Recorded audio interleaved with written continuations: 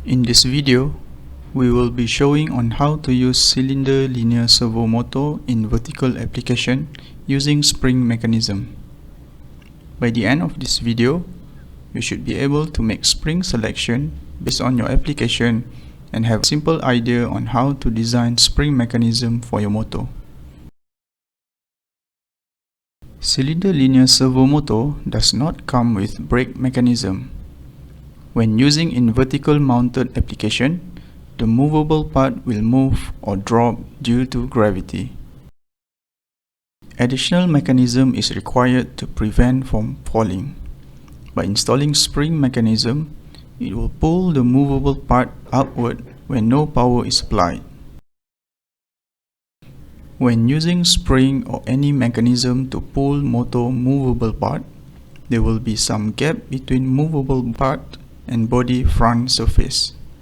Here, we need to install a stopper, or when we design a front attachment, make sure it works as a stopper too, to make sure that the movable part stops at the same plane as motor body front surface.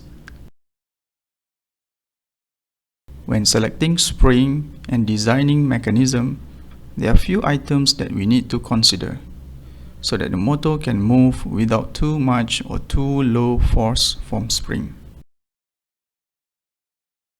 At motor specification, we need to take note at motor stroke, rated thrust, and mass of movable part, which we can refer from catalog.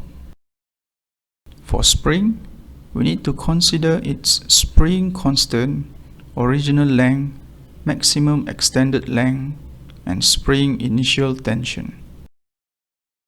And during designing the mechanism, we need to consider total load, which include mass of motor movable part, initial length, and end length.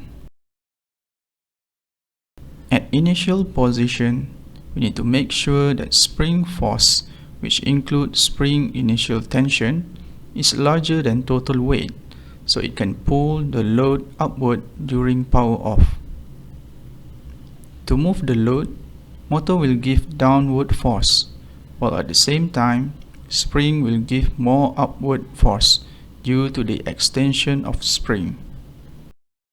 As the motor moves to the end stroke, both spring force and motor force are increased. At this point, we need to make sure that motor force is smaller than motor rated thrust. This is to ensure higher performance by cylinder linear servo motor.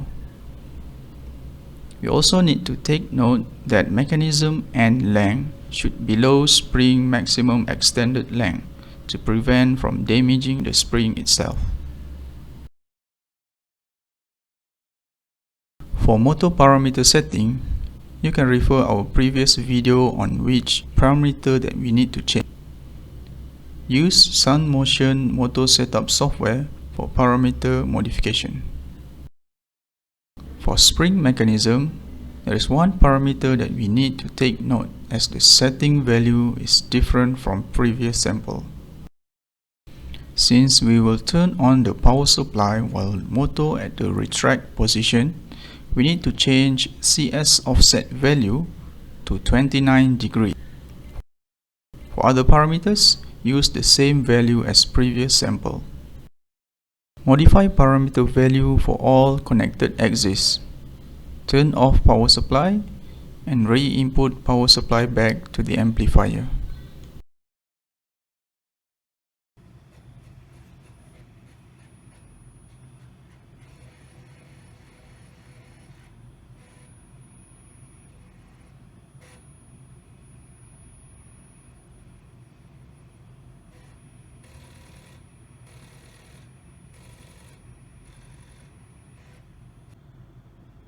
Once all preparation ready, we can use test operation window from SANYO motor setup software to test motor movement. Or we can also connect to motion controller unit to test the motor using actual application sequence motion.